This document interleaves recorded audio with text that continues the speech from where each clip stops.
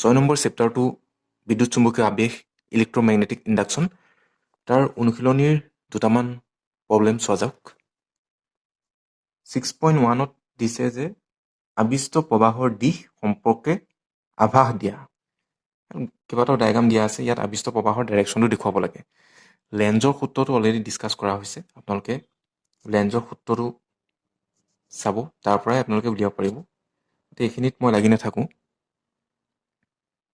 লেঞ্জৰ সূত্ৰত বিতংভাৱে দেখুওৱা হৈছিলেই কেনেকৈ আবিষ্ট প্ৰবাহৰ দিশটো নিৰ্ণয় কৰিব লাগে গতিকে এইখিনি ইজি হয়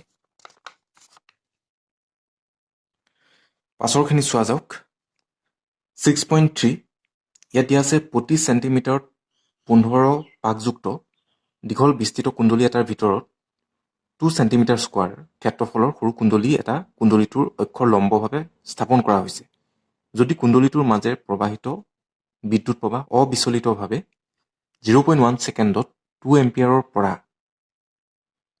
4 এম্পিয়াৰলৈ পৰিৱৰ্তন কৰা হয় বিদ্যুৎ পৰিৱৰ্তিত হৈ থকা অৱস্থাত কুণ্ডলীটোত আবিষ্ট বিদ্যুৎ চালক বল কিমান হ'ব কি দিয়া আছে এইখিনি লিখি লওঁ প্ৰতি চেণ্টিমিটাৰত 15 পাকযুক্ত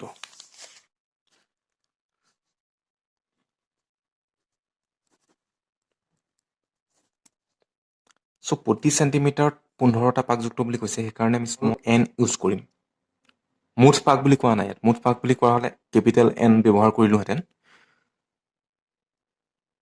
প্ৰতি একক দৈৰ্ঘ্যত থকা পাকৰ সংখ্যাক সূচাইছে সেইকাৰণে স্মল এন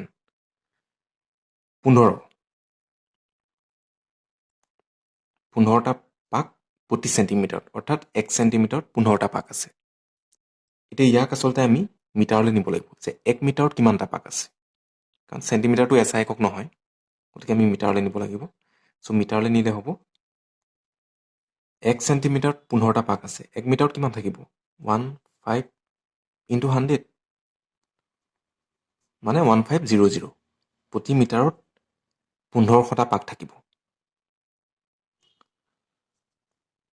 তাৰপৰা কৈছে যে কুণ্ডলী এটাৰ ভিতৰত 2 চেণ্টিমিটাৰ স্কোৱাৰ ক্ষেত্ৰফলৰ সৰু কুণ্ডলী এটা ৰখা হৈছে 2 চেণ্টিমিটাৰ স্কোৱাৰ তাৰমানে এইটো এৰিয়া 2 চেণ্টিমিটাৰ স্কোৱাৰ এইটো এচআই এককত নাই আমি ইয়াক মিটাৰলৈ নিব লাগিব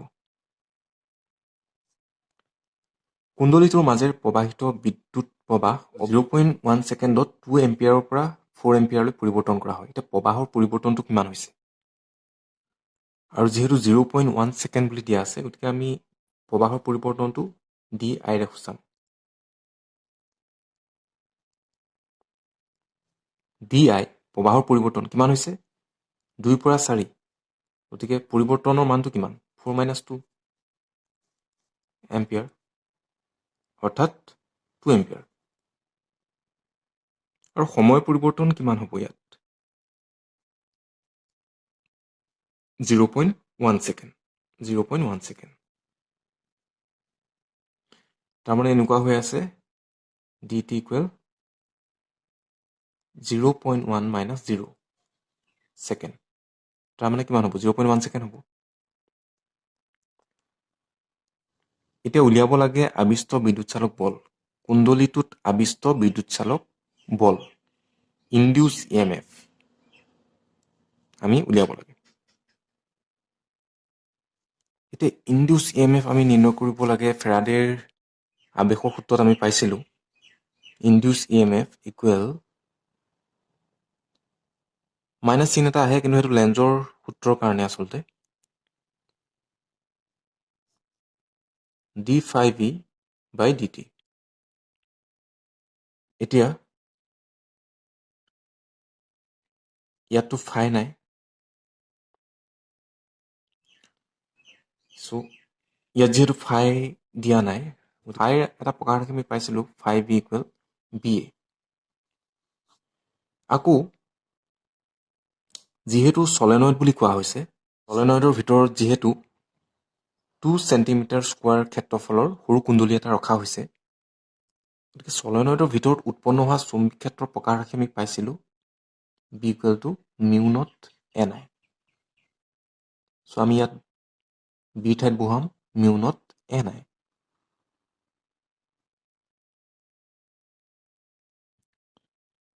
এতিয়া 5 ঠাইত বহাওক mu naught n I d by d T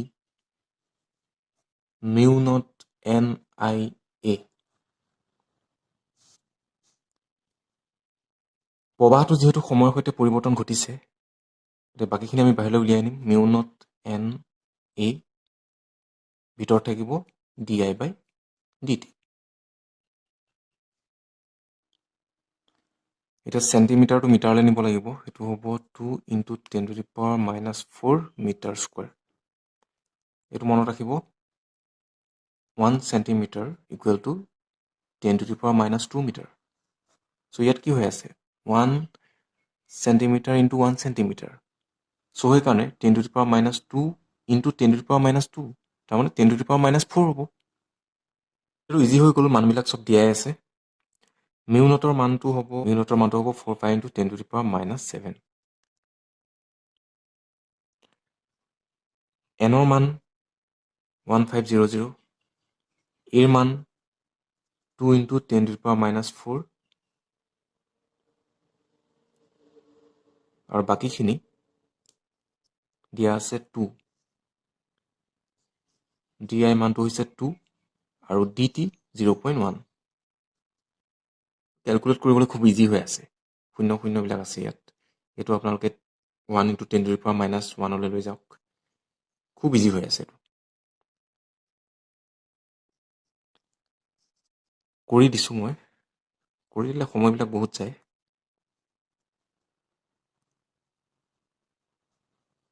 এইবিলাক 1/5লৈ লৈ যাব, 10⁻² ইনটু 2 10⁻⁴ ইনটু 2 2/0.1, তাৰমানে এনেকুৱা হৈ থকা নাই জানো, এনেকৈও লিখিব পাৰোঁ ন। 10⁻⁻1 ওপৰলৈ নিলে কি হ'ব, 10⁻+1 10⁻1। এতিয়া সংখ্যাবিলাক ওচৰ চপাই আনক। 4 × 3.14 ইনটু 15 ইনটু 2, আৰু এটা 2 আছে, আৰু বাকীখিনিতো ইজিয়ে হ'ল। এতিয়া 10⁻⁷ +2 -4 +1।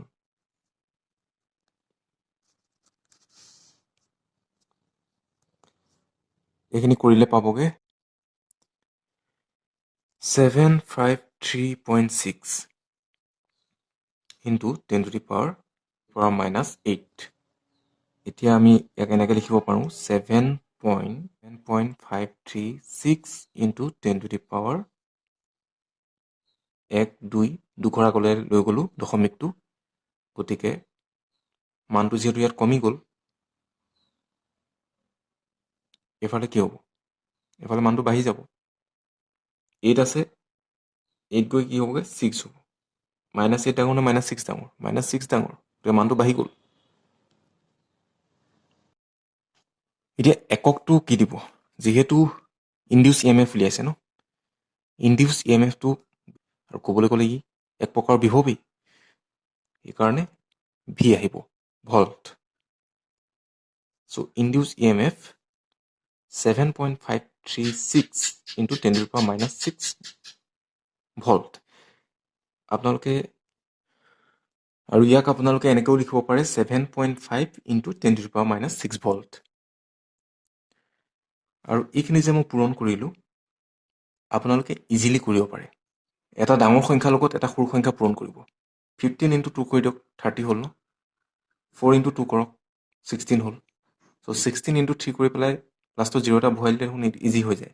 তাৰ লগত পূৰণ এইটো কৰিব লাগিব, তেনেকৈ কৰিব। মই কেলকুলেটৰ ব্যৱহাৰ কৰিছোঁ, কিন্তু আপোনালোককতো কেলকুলেটৰ ইউজ কৰিব নিদিয়ে। আৰু গোটেইখিনি দেখুৱাই দিবলৈ এনেদৰে ভিডিঅ' বনাই বহুত অসুবিধা হয়। 6.4টো চাওক, 8 চেণ্টিমিটাৰ আৰু 2 চেণ্টিমিটাৰ বাহু বিশিষ্ট তাৰেৰে তৈয়াৰী আয়তাকাৰ লুপ এটা ইয়াৰ লম্ব দিশত ক্ৰিয়া কৰা 0.3 টেছলাৰ চুম্বক ক্ষেত্ৰ এখনত সূক্ষ্মভাৱে ছেদ কৰি আঁতৰি গৈছে। যদি লুপটোৰ বেগ দীঘল এ দিয়া আছে, দীঘল বাহু, বি দিয়া আছে চুটি বাহুটোৰ লম্ব দিশত 1 cm per second হয় তেন্তে ছেদবিন্দুৰ মাজেৰে উৎপন্ন হোৱা বিদ্যুৎ চালক বল কিমান হ'ব? দুইটা ক্ষেত্ৰতে বিদ্যুৎ চালক বল কিমান সময়লৈকে থাকিব?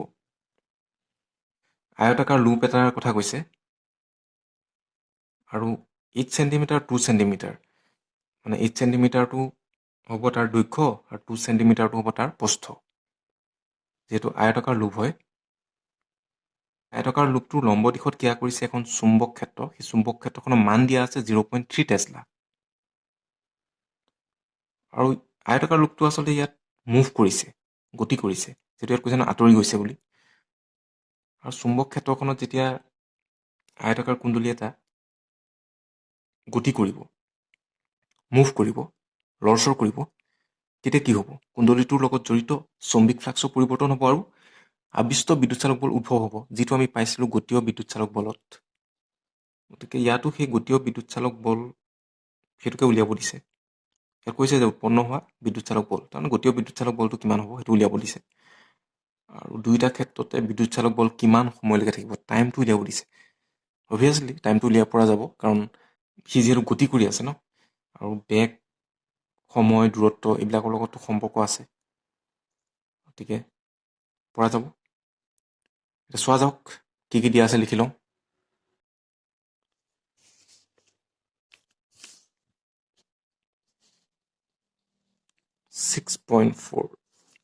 সলিউশ্যন। এতিয়া আয়তাকাৰ কুণ্ডলী বুলি কৈছে, গতিকে আয়তাকাৰ লুপ বুলি কোৱা হৈছে। 8 চেণ্টিমিটাৰটো হৈছে আয়তাকাৰ লুপটোৰ দৈৰ্ঘ্য, চেণ্টিমিটাৰত আছে, গতিকে এইটো SI এককত নিব লাগিব। আৰু প্ৰস্থটো বিৰে সূচায়, গতিকে B = 2 চেণ্টিমিটাৰ। আৰু সুষম চুম্বক ক্ষেত্ৰখনৰ মান দিয়া আছে B = 0.3 টেছলা। আৰু আয়তাকাৰ লুপটোৰ বেগ দিয়া আছে 1 cm per second, গতিকে V দিয়া আছে 1 cm per second। চেণ্টিমিটাৰ দিয়া আছে, এইটো SI এককত নিব লাগিব। দিয়া আছে E আৰু B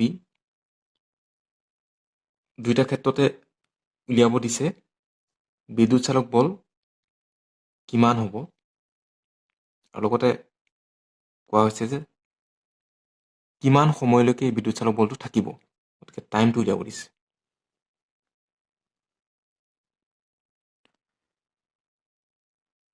এতিয়া এইবিলাক মিটাৰলৈ লৈ যাওক। 8 × 10⁻² -2 হ'ব ন, 8 × 10⁻² মিটাৰ, 2 × 10⁻² মিটাৰ, 1 চেণ্টিমিটাৰ, গতিকে আমি এইটো লিখিব পাৰোঁ 10⁻² মিটাৰ পাৰ ছেকেণ্ড। যিহেতু লুপটো গতি কৰি আছে ন, গতিকে আবিষ্ট বিদ্যুৎ চালক বলটো আমি কি হ'ব ইয়াত, গতিকে আবিষ্ট বিদ্যুৎ চালক বল মানে গতীয় বিদ্যুৎ চালক বল, তাৰ ফৰ্মুলাটো আমাক লাগিব। যিহেতু আয়তাকাৰ লুপটো গতি কৰিছে, গতিকে আবিষ্ট বিদ্যুৎ চালক বলটো হ'ব BLV, ইনডিউচ EMF, BLV। এতিয়া ইনডিউচ EMFৰ আৰু এটা ফৰ্মুলা পাইছিলে ফেৰাডেৰ সূত্ৰত, -d∅E/dt। কিন্তু ইয়াত যিহেতু গতি কৰি আছে ন, গতিকে সেইকাৰণে এই ফৰ্মুলাটো ইয়াত নাখাতে। যিহেতু ভেলচিটি দিয়া আছে, B দিয়া আছে, L দিয়া আছে, চ' সেইকাৰণে ইনডিউচ EMF = BLV, এই ফৰ্মুলাটোহে ইয়াত খাটিব। L বুলি কওঁতে আচলতে বাহুৰ দৈৰ্ঘ্য, L বুলি কওঁতে বাহুৰ দৈৰ্ঘ্য। B দিয়া আছে 0.3, L দিয়া আছে 0.3 টেছলা, আৰু এই প্ৰথমটোৰ কাৰণে উলিয়াইছোঁ, গতিকে ইয়াত আহিব 8 × 10⁻² ইনটু V, 10⁻²। এইটো আপোনালোকে এনেকৈও লিখিব পাৰে 3 × 10⁻1 ইনটু 8 × 10⁻² ইনটু 10⁻², 8 × 3 = 24 ইনটু 10⁻² -1 -2 -2 -5 এনেকৈও লিখিব পাৰে দশমিক এটা দি যদি লিখোঁ 2.4 ইনটু 10⁻, ইফালে মানটো কমি গ'ল, ইফালে মানটো কি হ'ব বাঢ়ি যাব, তাৰমানে -4 হ'ব। -5তকৈ -4টো ডাঙৰ, চ' এই মানটো বাঢ়ি গৈছে। তাৰপৰা টাইমটো উলিয়াব লাগে। আমি পাইছিলোঁ এটা সম্পৰ্ক v = s/t, t s/v, ওপৰত থাকিব দূৰত্ব, তলত থাকিব বেগ। গতিকে ইয়াত দূৰত্বটো হ'ব প্ৰস্থৰ যিটো মান 2 × 10⁻², এইটো হ'ব অতিক্ৰম কৰা দূৰত্ব, আৰু ভিটোতো দিয়াই আছে 10⁻²।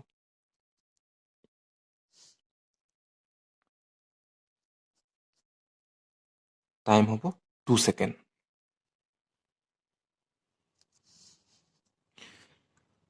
এতিয়া নেক্সটটো চাওক, ইনডিউচ EMF ইকুৱেল ইয়াত হ'ব BLV।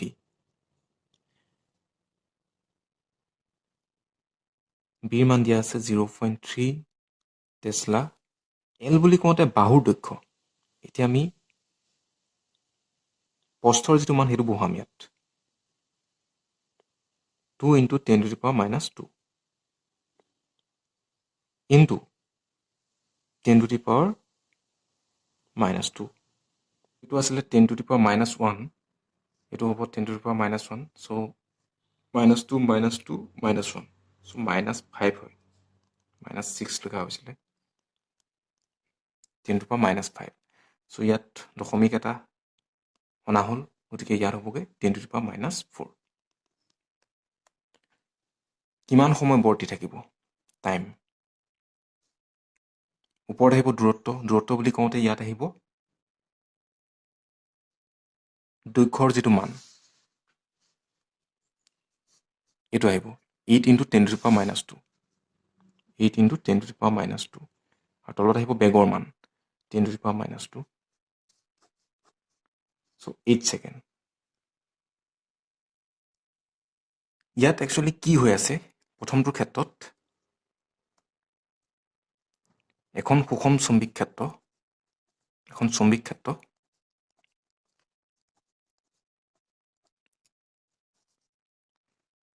ইয়াত এটা আয়তাকাৰ কুণ্ডলী আছে। চুম্বক ক্ষেত্ৰখনৰ পৰা আঁতৰি যোৱা সময়ত কিমান দূৰ আঁতৰি গ'ল, সেই মানটো কোনে দিব, এইটো হৈছে দৈৰ্ঘ্য, এইটো হৈছে প্ৰস্থ।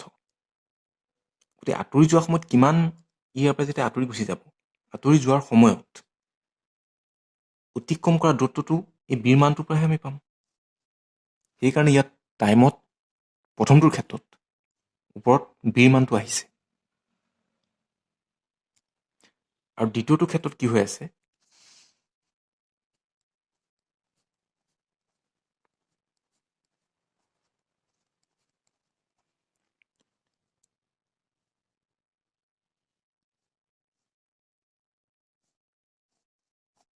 এইটো যদি আমি পথালি কৰি দিয়ে,